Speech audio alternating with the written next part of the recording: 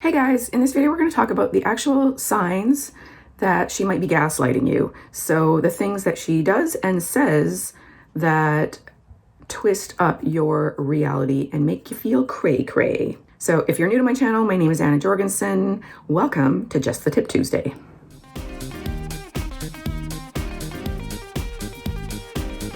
So in my last video, I explained a little bit more about how you might feel in a relationship with someone who's gaslighting you and what gaslighting is, which is basically mind bleeping you into making you think you're crazy by them lying or manipulating the truth. And yeah, that's about it. So you do want to really watch that because you need to know if you are bringing in insecurity into the relationship and misinterpreting her words and actions, or if she actually is really gaslighting you. And it might be a combination of both. So watch that video, go into a little bit more detail about that part of it. But in this video, I just wanted to share with you some of the specific things that she might say or do that are signs she's gaslighting you. And the first thing that you want to know is when you're first meeting someone or dating or just at the beginning of a relationship, the gaslighting starts very subtly. So it's like she's testing the waters, whether it's conscious or just her own internal baggage that happens to be spewing forth in bad behavior and unhealthy actions or words. But generally, we're instinctive enough as people to know that if you come right out and say, no, your name's not Charlie Brown, you're going to probably go, wait a minute, I'm pretty sure my name is Charlie Brown. Did we just have Thanksgiving? Anyway, okay. So they'll start subtle, and then as you continue or increase your level of questioning reality, they will increase their gaslighting to points where it's like, really? Anybody looking in would think this is crazy. But because they've subtly increased along the way, you're not sure if it's really them or if it's you. And if you're not stopping them, if you're not nipping bad behavior in the bud early on, then it will continue to escalate to the point where you are too afraid to deal with it, to make any changes, to leave, or even to tell anybody.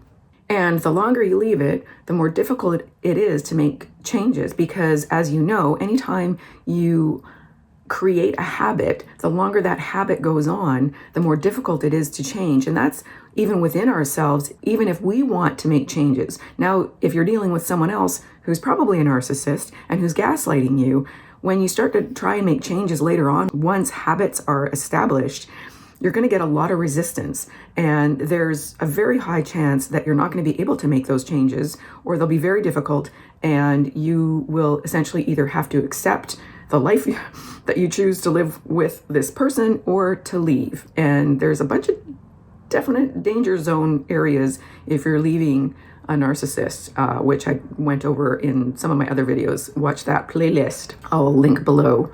So here's some examples, specific examples of how she might be gaslighting you, starting from when you just meet her to when you're actually maybe even in a relationship with her. So let's say you are in a coffee shop and you started chatting up this girl and you set a date or a time to get together, or you've kind of closed the deal and you say, we should get together for pizza sometime. And she says she loves pizza. So you say that you should get together on Thursday, and she says she's free on Thursday, you should get together.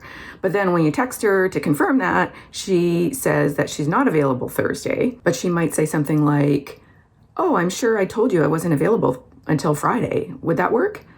So right away, she could be disorganized or she could be gaslighting. And because she adds in that work, then you're kind of thrown off a bit because it's like, okay, did she fib to me about not being available Thursday? Did she not realize? Did something come up in the last 2 hours? Or is she misleading me? And you don't really know because you just met this girl. And because she does want to get together, you think that's a green light. Well, it might be a green light to get together, but it might be a red flag that she's gaslighting. Another thing she might say is, if you decide to try and get together for pizza, she might say something like, oh, I'm on a diet, no pizza for me. Okay, you just said you liked pizza. So which is it? Is this you're just on a diet since yesterday? Or which could be? Like, it could be that she's no longer available Thursday. It could be that she's just decided to go on a diet because she's got a muffin top and had to buy a size larger pants that are stretchy. Anyway, speaking for a friend. And so let's say you question her about it, saying, oh, I thought you said you liked pizza and we should go. And she gets all pissy about it and says, no, I said you should go sometime. But she adds something cute like, and besides, a girl can change her mind sometimes, right? Winky, winky. So again, she's making you question the reality or the truth of what was actually stated, but she's being cute in there and charming or charismatic to keep you on the hook.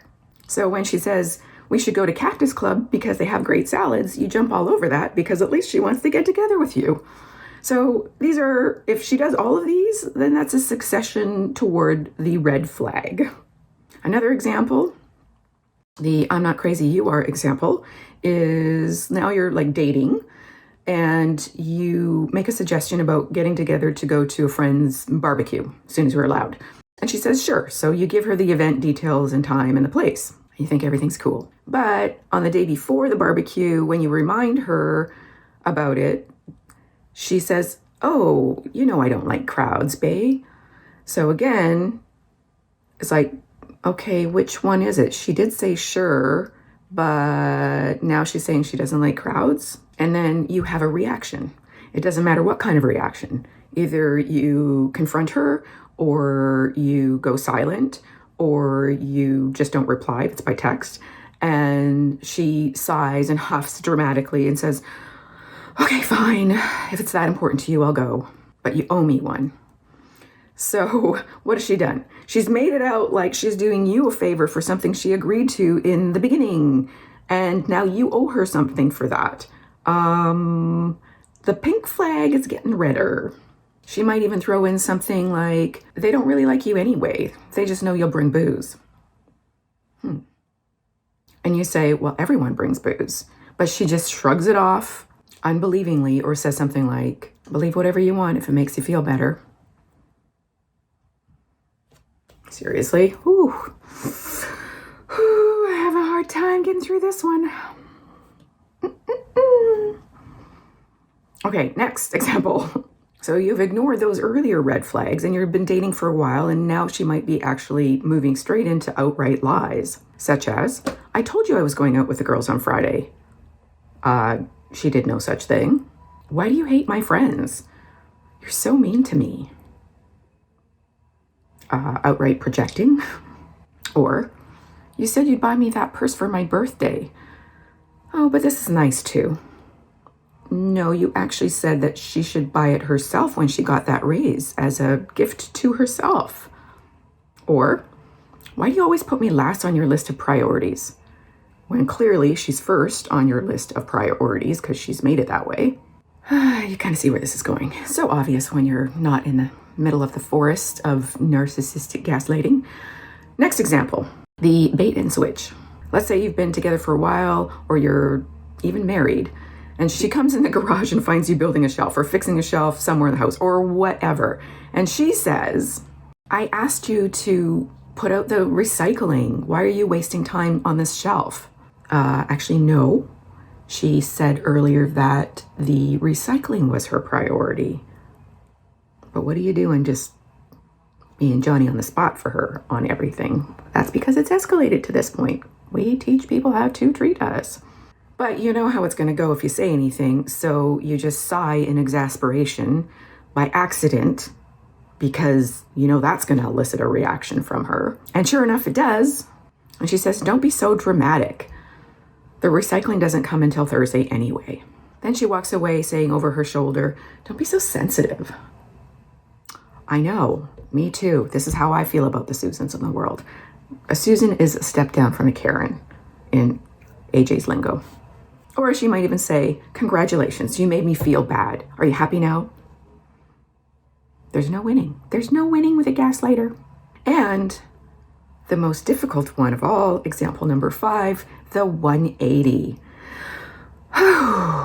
And this is why most people stay in a relationship with a narcissist or gaslighter. If she senses she's gone too far with her mistreatment of you and you're starting to get frustrated, and or you actually do get frustrated, but instead of having an all-out fight, you just leave and slam the door and don't reply to her numerous text messages.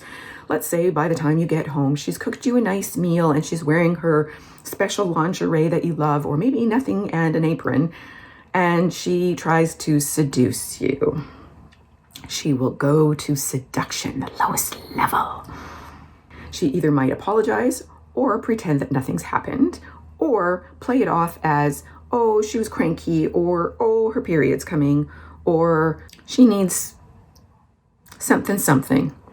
Well, most guys are going to fall for something, and they're going to keep falling and repeat the cycle over and over again. Welcome to Gaslighter Crazyville. And if you've done any gaslighting in your day and time in a relationship with a woman or anyone else, then definitely watch my Nice Guys playlist. Be better, not bitter.